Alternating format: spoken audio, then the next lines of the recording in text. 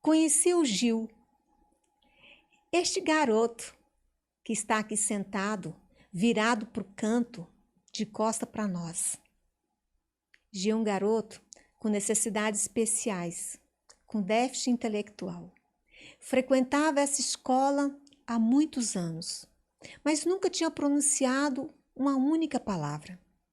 Mas toda sexta-feira, Gil ia correndo para a nossa sala de música.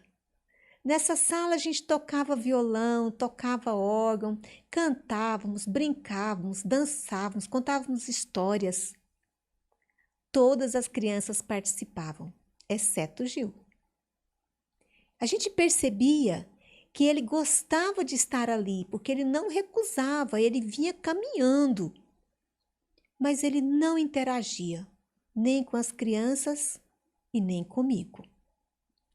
E essa escola é uma escola que existe há muitos anos e toda criança é apaixonada por esta sala de aula, porque é uma sala diferente, é uma sala alegre, onde as crianças socializam, cantam, movimentam, e isso faz com que elas criem vínculos afetivos. Mas todas as vezes que eu olhava para o Gil, virado para a parede e fazendo aquele movimento, aquele balanço para frente, eu me sentia incomodada, até mesmo triste, porque ele me fazia lembrar a minha filha. Se minha filha tivesse sobrevivido daquele afogamento, ela provavelmente teria também necessidades especiais. E eu não queria deixar nenhuma criança para trás. Eu queria que todas as crianças aprendessem a cantar, a brincar, a dançar, que fizessem movimentos e que interagissem umas com as outras e comigo. Mas o tempo foi passando e Gil não recusava ir para a sala, mas também não se conectava conosco. Um dia, conversando no corredor, eu perguntei para a professora dele de alfabetização: o que é que o Gil gosta? Ah, o Gil é apaixonado por foguete. Logo ela me respondeu sorrindo. Foguete. A hora que eu ouvi aquela palavra, foguete, eu então tomei uma decisão. Vou construir um foguete, especialmente para o Gil. Aquela ideia ficou dentro de mim, acesa, vibrante. Corri até a oficina, peguei umas caixas de papelão, pincel e tinta. Comecei então a desenhar a frente de um foguete. E consegui construir de fato a frente de um foguete em nossa sala de aula. Quando os meninos chegaram e viram aquele foguete construído, meu Deus, era uma alegria, era todo mundo batendo palma e pedindo para entrar no foguete. Tive que explicar que o foguete cabia um por vez. Aí as crianças iam entrando e davam um tchauzinho para o Gil. Outra entrava e dava outro tchauzinho. Teve um que entrou e falava para ele: vem, vem. Até que o Gil, então, que ainda continuava virado para a parede, virou à sua frente e olhou para o foguete de cima e embaixo. Ele estava encantado. Ele estava assim, seus olhos nem piscavam. Aquele sorriso pronto ficou ainda maior. E o que foi que aconteceu? Gil foi caminhando em direção do foguete. E entrou, entendeu que a gente tinha estabelecido qual era o caminho que fazíamos para entrar no foguete. E ele entrou, deu uma olhada de lado, entendeu que o resto era imaginação. E quando ele se viu lá dentro e viu os companheiros pela janela do foguete, ele também deu um tchauzinho. Bem, Gil ficou ali muito tempo. Aí vocês podem imaginar, né? Gil não queria sair de dentro do foguete de jeito nenhum. Ficou horas lá dentro e sempre dando tchau e começou também a chamar os meninos. Um gesto um pouco tímido, mas também chamava os meninos. Mas o foguete só cabia um por vez. E o que foi acontecendo com o passar dos dias, né? Tudo que eu pedia para Gil fazer, ele não falava, mas ele mostrava o foguete que estava lá no canto da sala. Então, nós estabelecemos uma comunicação. Ele participava das atividades, mas logo depois ele queria entrar dentro do foguete. Bem, isto virou então praticamente um hábito. E não era só o Gil que gostava de entrar no foguete. Todas as crianças entravam no foguete e eu sempre deixava o Gil por último, porque quando ele entrava era difícil de tirar. Mas com o passar do tempo, ele foi aprendendo que ele podia sair e entrar de novo. Gil então aprendeu a trocar de lugar com as outras crianças.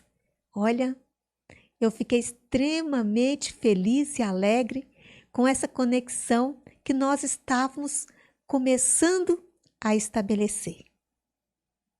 E é assim que Gil, as crianças e eu fazíamos viagens pelo espaço, pela música, pelo som, com os instrumentos, com alegria, e todos os dias o nosso foguete fazia um passeio.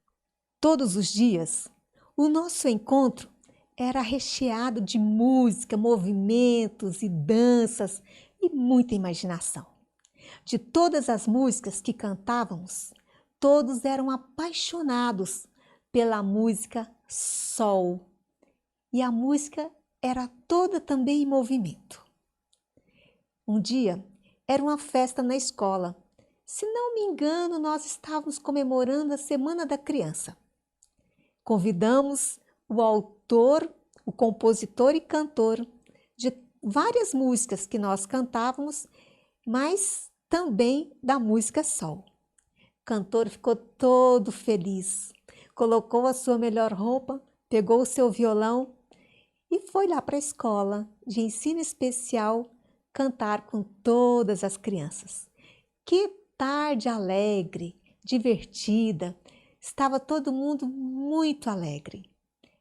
Aí o cantor, de propósito, deixou para cantar a música principal no final.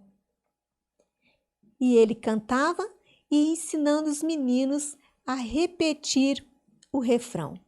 Ensaiou a primeira vez, ensaiou uma segunda vez. E aí eu cheguei e falei para o querido amigo cantor que os meninos também faziam gestos na música.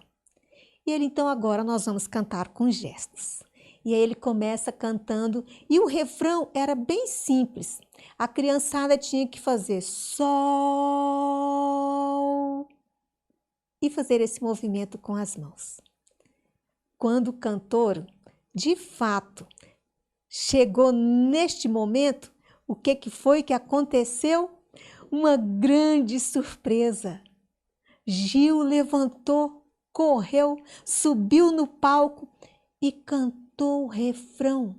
Fez aquela voz um pouco enrolada, mas o seu gesto era claro. Sol! Todo mundo fez silêncio, ninguém acreditava. Gil tinha 13 anos e nunca tinha pronunciado uma única palavra. Imagina o contentamento da professora, dos amigos, das pessoas que trabalhavam na escola há muito tempo. E aí houve aquele entusiasmo e o cantor repetia a música e Gil continuava lá no palco, cantando e dançando o refrão. Foi um momento inesquecível. Nós percebemos então que a partir daquele instante que o Gil tomava posse da sua liberdade, do seu direito de subir ao palco e se expressar. Agora eu quero te convidar para você participar de um momento de análise. Vem aqui para esse cantinho que eu preparei para nós, tá? Agora é o nosso momento. Então vejam, depois de vocês ouvirem sobre a história de Gil, é muito perceptível que Gil era um garoto que não se encontrava. Ele não conseguia encontrar com ninguém. Já com 13 anos, não pronunciava uma palavra sequer. Tinha aquele sorriso pronto no rosto, um garoto bonito, forte, mas não se comunicava. E várias vezes o grupo de professores apontava que Gil precisava de aprender Libras. Mas Gil também não era surdo. Gil escutava muito bem, mas ele não tinha nenhum gesto, nenhuma atitude de conexão, nenhuma atitude de encontro. Gil estava naquela escola desde os 6 anos de idade e sempre sentando virado para a parede. Olha que incrível isso! Será que você já viveu isso? De ter um garoto na sua sala de aula que ele está sentado virado para a parede? Ou então ele se abaixa na carteira, não levanta a cabeça? Ou ele está fazendo um desenho enquanto você explica? Ou ele está até mesmo conectado nas redes? Ou está jogando? Hoje em dia existem tantas formas de estar desconectado da sala de aula e do professor, não é verdade? Então, Gil, há anos, me parece que isso já estava cristalizado. Ele chegava na sala e ficava nessa postura, e em qualquer outra sala. Qualquer outro movimento fora da sala era do mesmo jeito. Na quadra de esporte, ele também encontrava um lugarzinho e ficava sentado virado para a parede da muretinha da quadra. Quando ia para o teatro, era a mesma coisa, ele encontrava um lugar para dar as costas para nós. Era uma forma de dizer: eu não vou me conectar com você, eu não vou me comunicar, eu não vou encontrar com você. E aí vocês sabem o quanto que uma atitude dessa dos nossos educandos, quanto que isso mexe com a gente, né? Como é ruim a gente falar com alguém e a pessoa não dar atenção. Você já viveu isso? De você querer falar com alguém e a pessoa não te olha nos olhos, a pessoa não te escuta, ou então até olha na sua face, mas faz um gesto de como não estou nem aí para o que você está falando. Quanto mais eu observava Gil nessa posição, eu ficava intrigada. Assim, eu preciso de fazer uma escuta sobre este garoto. Então eu comecei a compor a história dele. Comecei a pesquisar, fui ler nas pastas dos alunos, fui pesquisar na pasta específica do Gil sobre a história dele na escola. Quando foi que ele chegou, qual é o laudo que ele apresentava, qual é o desenvolvimento que foi possível ser observado. Tudo era muito negativo sobre o Gil. Até que eu conversei com a professora dele e ela me deu essa dica. A única coisa que eu sei que Gil gosta é de foguete. Eu começo então a investigar isto mais profundamente. Eu passo vários recreios observando o comportamento dele em diversas partes da escola. Eu precisava de encontrar o objeto de desejo de Gil. E é por meio da escuta que a gente descobre o objeto de desejo das pessoas. E eu já tinha, então, um grande descobrimento, né? O objeto de desejo de Gil era o foguete. Ele colecionava diversas figuras, fotografias, desenhos de foguete. Quando o amiguinho queria agradá-lo, logo desenhava um foguete e dava para ele de presente. Ele pegava aquele foguete, sentava, ficava se balançando, mas nada dizia, porque realmente Gil não falava. Gil não expressava nenhuma emoção, Gil não expressava nenhum sentimento, nenhuma alegria, a não ser aquele sorriso feito e diário do seu rosto. A partir do momento que eu encontro o objeto de conexão e que eu faço foguete em minha sala de aula, é claro que eu não fiz só para o Gil, eu precisava de fazer com que ele se interagisse também com os outros colegas, e aí todos vão aumentando essa interação, e o foguete virou o foguete de Gil. Olha que interessante. E Gil, depois de entrar no foguete diversas vezes, ele consegue dar um tchau para a turma.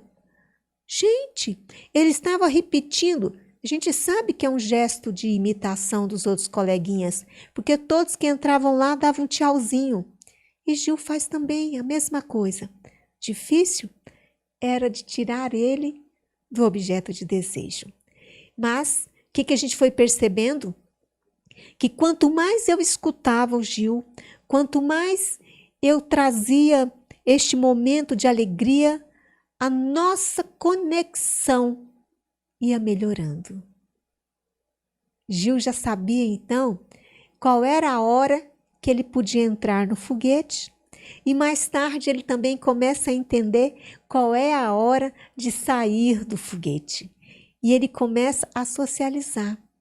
Ele começa, então, a perceber que ora era a vez dele, ora era a vez do outro.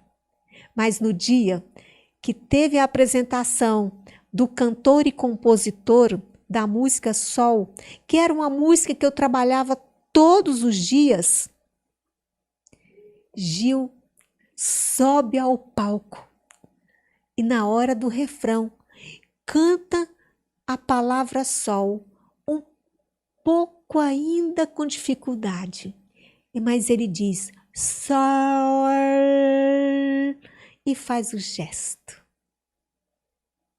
Gente, aquele momento foi mágico e emocionante. Ver aquele jovem bonito em cima do palco, fazendo o gesto e mostrando para todo mundo, olha como eu sei cantar, olha como eu sei falar, olha como eu sei movimentar. No primeiro instante, todo mundo perplexo. Os professores se entreolhavam, juntamente com os outros profissionais que trabalhavam lá conosco, porque tinha uma equipe multiprofissional, e todo mundo fica encantado. E o cantor, percebendo tudo isso, repetia a música e repetia o refrão, e o Gil continuava repetindo o refrão, e ele já conseguia entender que hora que ele deveria cantar. E quanto mais ele se expressava e a gente batia palma, ele também batia os pés de felicidade. Nossa, que emocionante tudo isso, que emocionante. Depois, então, professor, que a gente consegue estabelecer uma conexão com o nosso educando, aí sim.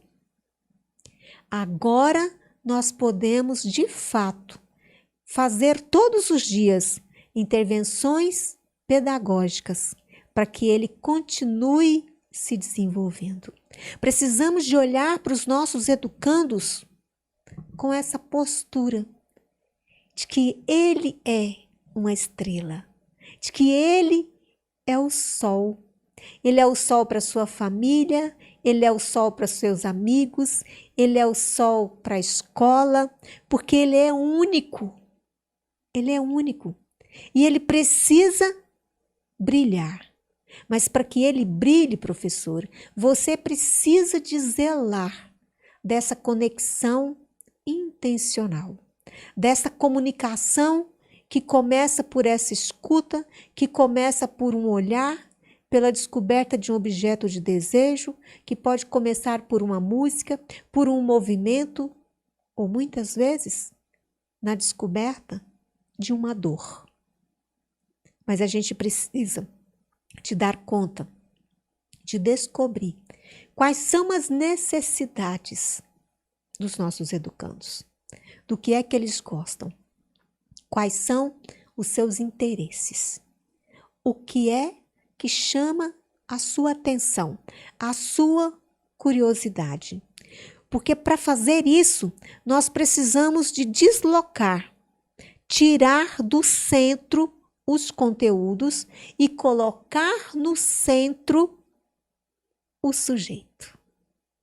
O sujeito que está na escola para aprender, para desenvolver.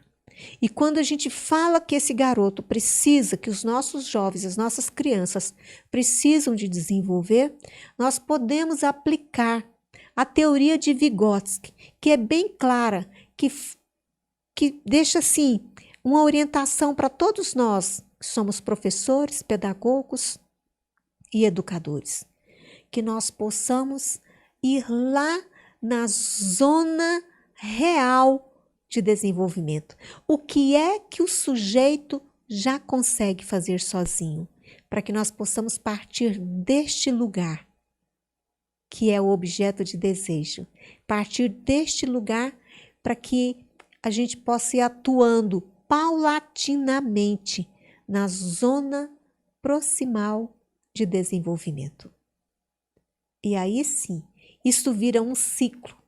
A cada novo conhecimento que ele consegue, ele chega no seu potencial, que vira uma zona real, nós vamos atuando na zona proximal, e aí nós vamos zelando da aprendizagem dele. Nós vamos cuidando da aprendizagem dele. E aí o que acontece? Claro que ele vai brilhar, claro que ele vai aprender, que ele vai desenvolver. Gilberto apresentava diversas limitações, mas a partir daquele encontro, a partir daquele dia, todo mundo começou a ver o Gilberto de outra forma. Então nós, professores, precisamos de ter olhos de ver e ouvidos de escutar. Para isso, nós precisamos então de mexer nos nossos paradigmas, de trabalhar nos nossos paradigmas. Como é que nós percebemos os nossos educandos? Como é que nós entendemos os nossos educandos? De que forma realmente eu desejo conectar com meu educando? É com o olhar? É com a fala? É com o corpo? São com todos os sentidos juntos? Que possamos então fazer da conexão uma oportunidade, porque o digital sozinho não faz conexão humana. Nós, seres humanos, é que realizamos conexões humanas. E todos nós precisamos de desenvolver a nossa dimensão socioemocional. Precisamos de aprender a lidar conosco, com o outro e com os nossos desafios. E o que é que nós temos de desafios neste momento presente? Criar conexões para que os nossos educandos se encantem com as nossas aulas, para que eles tenham o prazer, a alegria de realmente participar de uma aula remota ou de uma aula presencial ou de um sistema híbrido, que é para onde nós estamos caminhando. Então, queridos professores do agora, que possamos fazer da conexão uma oportunidade. Primeiro, se encante com você. Se encante. Você tem uma profissão que eu considero a melhor das profissões, porque nós trabalhamos com a alma das pessoas.